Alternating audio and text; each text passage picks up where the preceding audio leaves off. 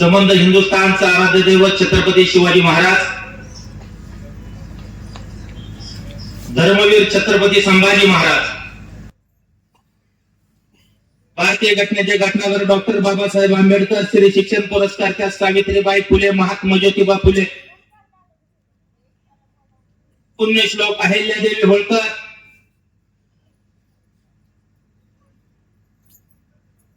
हिंदू हृदय सम्राट सर सेनापती बाळासाहेब ठाकरे, संबंध महापुरुषांना या ठिकाणी अभिवादन करतो. शिवसेना पक्षाचे मुख्य नेते एकनाथभाई शिंदे, युवा सेनेचे डॉक्टर श्रीकांतजी शिंदे साहेब, त्यांच्या विचाराला वंदन करतो. आज भोर तालुक्यातील जिल्हा परिषद आणि पंचायत समितीचे शिवसेना पक्षाचे अधिकृत उमेदवार, त्या उमेदवारांच्या प्रचाराचा नारळ फोडण्यासाठी या ठिकाणी शिवसेना पक्षाकडून उपस्थित राहिलेले आमचे सर्वांचे नेते, पुरंदर तालुक्याचा बुलंद आवाज,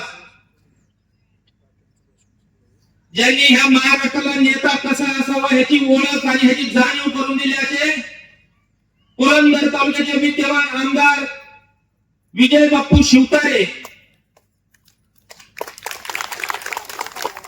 त्याचप्रमाणे आम्हाला आता नव्याने शिवसेनेमध्ये ज्येष्ठ नेते म्हणून लाभले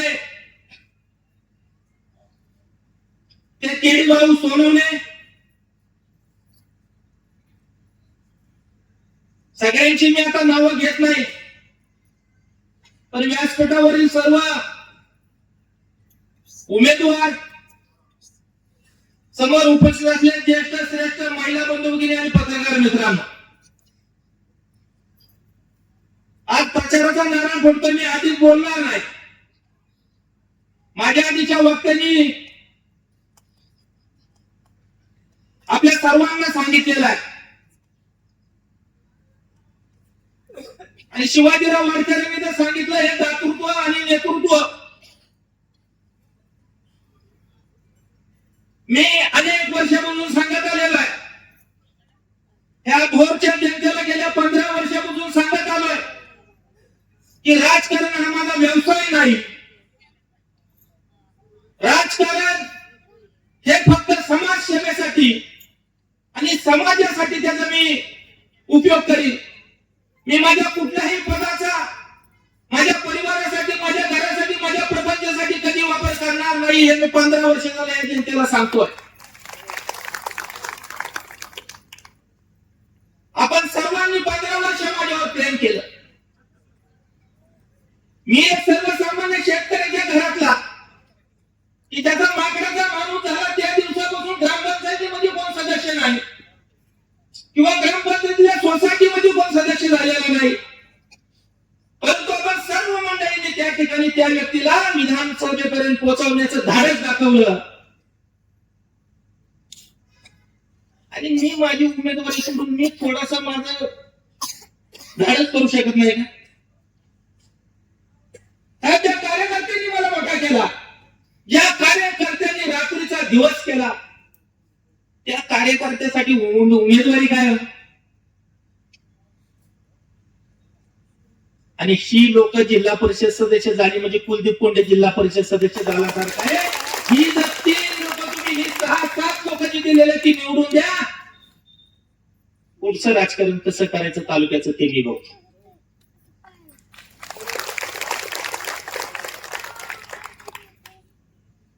आणि मला खात्री आहे मी राजकारण करतोय ना ते मी माझ्या आत्मविश्वासावर राजकारण. या भागामध्ये शिवसेना तुम्ही 12 वर्षापूर्वी 15 वर्षापूर्वी पाहिलेली आणि आजची शिवसेना तुम्ही पाहिली. आपल्याला कालच्या निवडणुकीपर्यंत ह्या तालुक्यामध्ये उमेदवार भेटत नव्हते. आज आपले 3 जिल्हा परिषद गटामध्ये उमेदवार उभे आहेत आणि 6 पंचायत समितीमध्ये आपले उमेदवार उभे आहेत. हे 3च्या 3 जिल्हा परिषदेचे सदस्य आणि 6च्या 6 पंचायत समितीचे सदस्य त्या ठिकाणी आपल्याला निवडून आणायचे. मी बेळूकरांना आवर्जून या ठिकाणी सांगाल की परत तुम्हाला संधी नाही. व्यासपीठावर सांगतो मी, परत तुम्हाला संधी नाही. एक नेता घडवायचा म्हणलं तर 10-10 वर्ष 15-15 वर्ष गाठावी लागते. एक जर माणूस राजकारणामध्ये घडवायचा म्हणलं तर तो परिपक्व करण्यासाठी 10-10 वर्ष त्याला गाठावी लागते. छोटी छोटी गाव आहे. प्रवीण दावलेच्या गावामध्ये 600 मतदान आहे, पण प्रत्येक निवडणुकीमध्ये त्यांनी 600 पैकी 500 मतदान माझ्यासारख्या कार्यकर्त्याला दिलेला. अक्षय चव्हाण सारखा कार्यकर्ता आहे, त्याच्या वडील पंचायत समितीमध्ये शिपाई म्हणून काम करत होते. अख्ख्या तालुक्याची जनता ज्या वेळेला त्यांच्याकडे येत असायची त्या प्रत्येकाला पाणी देण्याचं काम, चहा देण्याचं काम ते करायचे. आणि माझ्यासारखा कार्यकर्ता जिल्हा परिषद सदस्य होता, त्या ठिकाणी गेल्याच्या नंतर मी काका म्हणून त्यांना संबोधायचं. काका अनेक मी लोकप्रतिनिधी त्यांना शिवे द्यायला ऐकले. आज त्या माणसाचा मुलगा या ठिकाणी उमेदवारी त्या ठिकाणी दाखल केली आणि तो शिवसेना पक्षाचा अधिकृत म्हणून उमेदवार झालेला. बाळासाहेब ठाकरेंनी सुद्धा शिवसेनेमध्ये तळागाळातले लोटगाडी चालवणारे, हमाली करणारे असे लोक आमदार, खासदार, मंत्री बनवले. शिवसेना एक असं रसायन आहे ज्याने ते प्रशासन केलं की तो माणसाचा वाघ झाल्याशिवाय राहत नाही. आणि हे सगळे वाघ या ठिकाणी जरी बोलायला कमी असले तरी कामाला मला त्यांची खात्री आहे की तुमचा कुठलाही शब्द ते पडू देणार नाही. माझा कार्यकर्ता हा, माझा उमेदवार हा तुमचा सहाय्यक कधी बनणार नाही ह्याची गॅरंटी मी घेतो. तो तुमचा सेवक असेल, तो तुमचा काम करणारा तुमचा लोकप्रतिनिधी असेल, तो कधीही तुमच्या पुढे नेता म्हणून मिरवणार नाही, ह्याची दखल मी घेईल.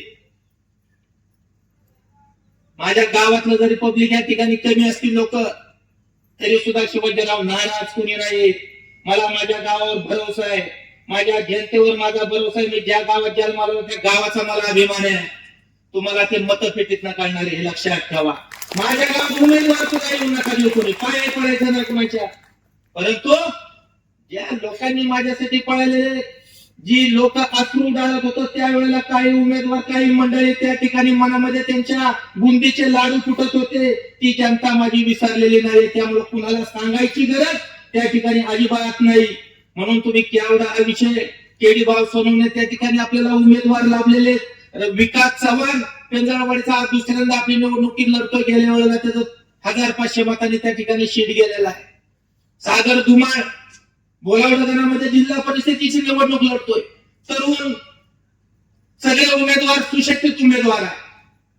कुणालाही त्याच्यावर शंका आणि धुतल्या तांदळासारखे सगळे उमेदवार आहेत.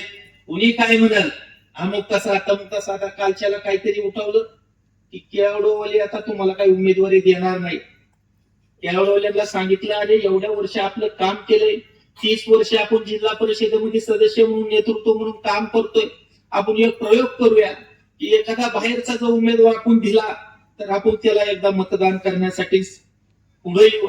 तर प्रत्येक गावाने या ठिकाणी आम्हाला मतदान बापू त्या ठिकाणी दिले.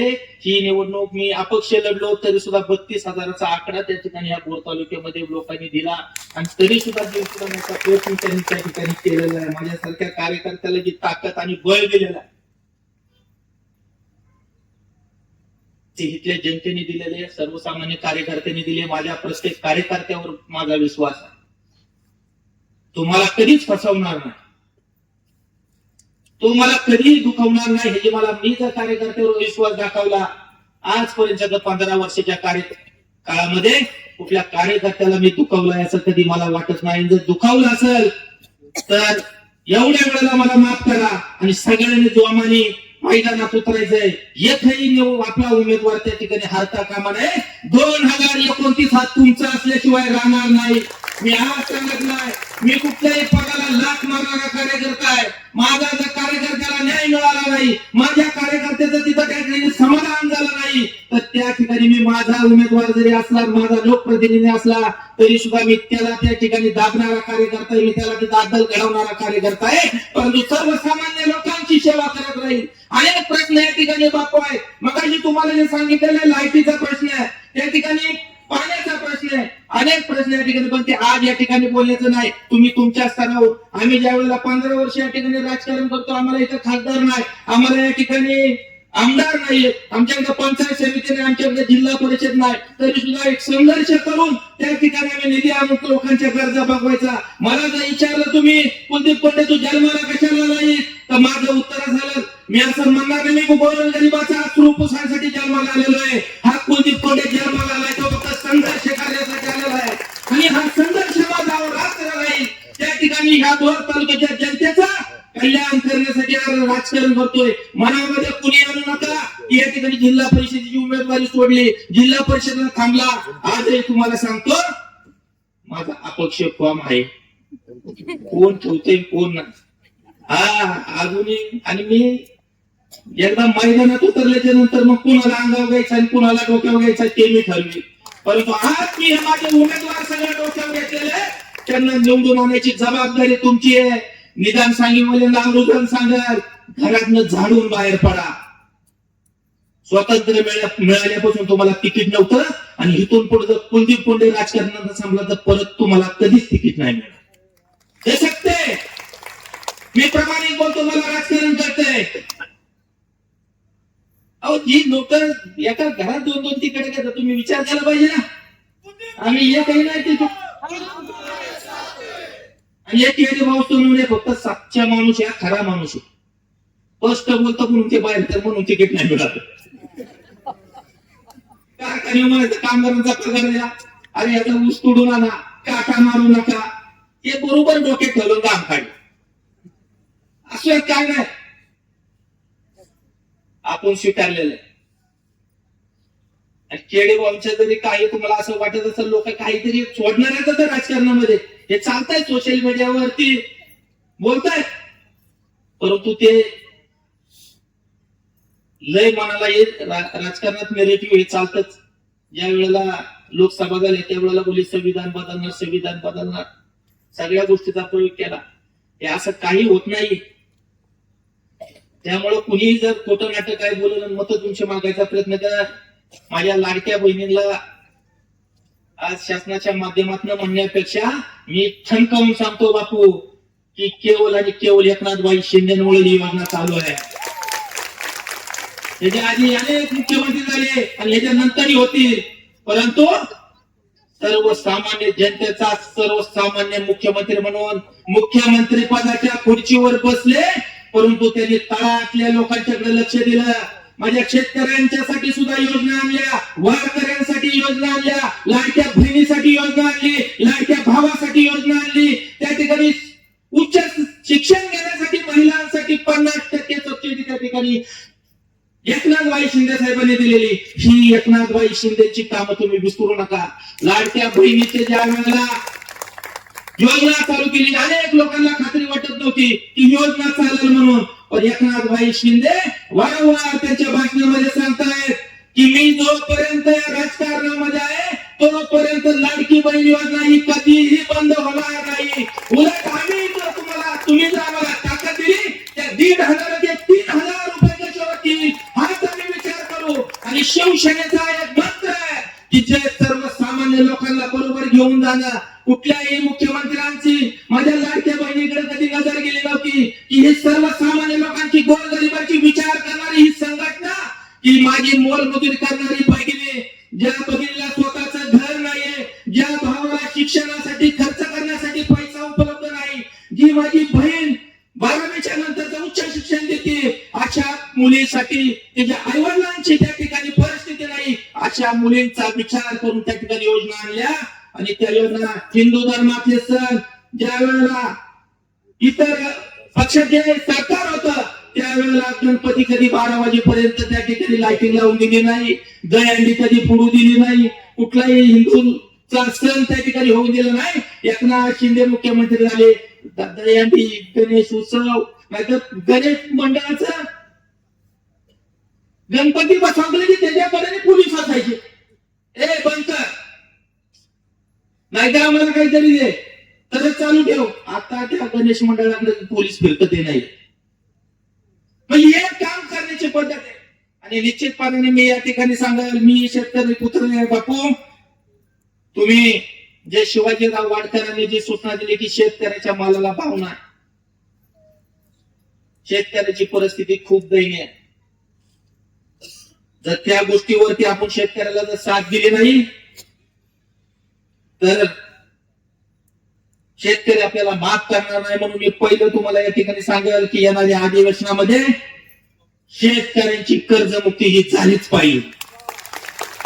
शेतकऱ्याची कर्जमुक्ती झाली पाहिजे. एकदा सातबारा कोरा करून द्या, त्याच्यानंतर मग शेतकऱ्याचं धोरण तुम्ही ठरवा. पण शेतकरी जर नाही असं काय झालं, मी सत्य जरी असलो तरी बाकी मुंबई अधिवेशनावरील मोर्चा घेऊन आल्याशिवाय मी त्या ठिकाणी राहणार नाही.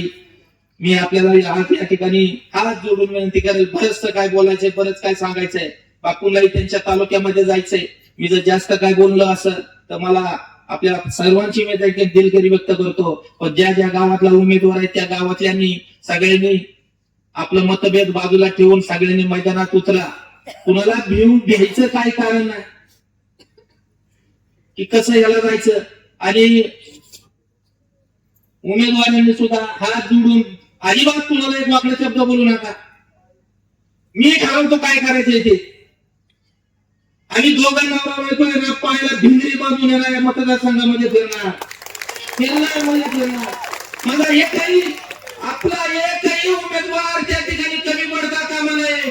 तुम्ही जर माझे उमेदवार निवडून दिले तर कुलदीप कोंड्याचा विजय झाल्याशिवाय राहणार नाही.